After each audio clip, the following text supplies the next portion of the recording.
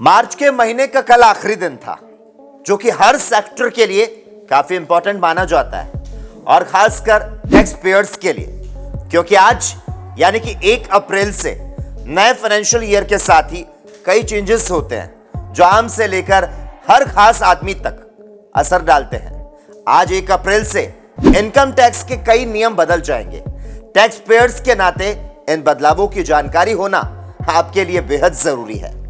अगर आपको इन बदलावों के बारे में नहीं पता है तो हम आपको इस वीडियो में बताने वाले हैं, ठीक है, कि कौन कौन से ऐसे नियम हैं जिनमें बदलाव होने जा रहा है आज से। डिटेल में बताने से पहले कुछ और जानकारी आपके लिए जानना बेहद जरूरी। जैसे 1 अप्रैल यानी कि आज से सुनार सिर्फ 6 डिजिट वाले हॉलमार्क सोने के आभूषण को बेच सकेंगे और इसके अलावा पेन किलर, एंटीबायोटिक्स और दिल की दवाइयां आज से महंगी हो जाएंगी। और इसके अलावा मोटोकॉर्प ने अपनी बाइक और स्कूटर की कीमतों में 2% की बढ़ोतरी कर दी है, जिससे अब बेहतरीन माइलेज देने वाली स्प्लेंडर और HF डीलक्स की कीमतें आज से लगभग 1500 रुपए तक बढ़ जाएंगी। और इसके अलावा मारुति, होंडा, हुंडई और टाटा कंपनियों ने गाड़ियों के दामों को बढ़ाने का ऐलान किया था। और इसके अलावा प्रोविडेंट फंड यानी कि पीएफ की अगर बात करें तो 1 अप्रैल से पीएफ अकाउंट से पैन लिंक नहीं होने पर आप पैसा अगर निकालते हैं तो अब 30% की जगह 20% टीडीएस लगेगा। यही नहीं, अभी और सुनिए।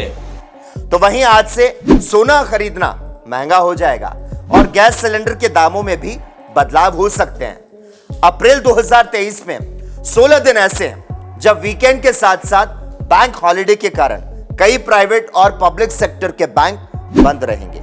और इसके अलावा अप्रैल में बैंकिंग हॉलिडे की तो भरमार है, तो 16 दिन बैंकों के कामकाज अप्रैल में नहीं हो पाएंगे।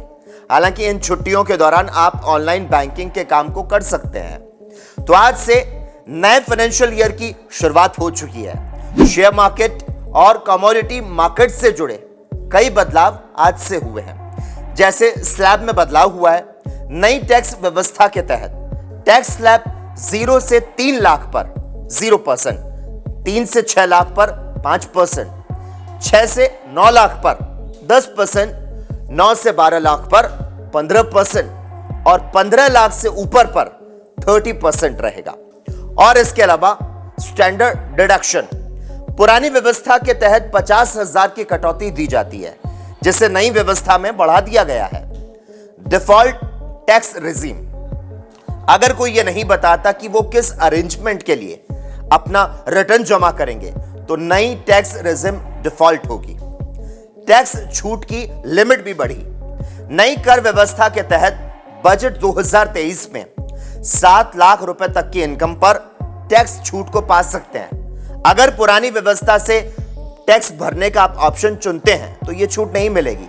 तो 1 अप्रैल से नई tax regime default tax regime के रूप में लागू हो जाएगी, जिसकी वजह से इनकम टैक्स के बहुत से नियमों में बड़े बदलाव हुए हैं। कैमरा पर्सन बलबीर सिंह के साथ लकी जगवानी, ANP न्यूज।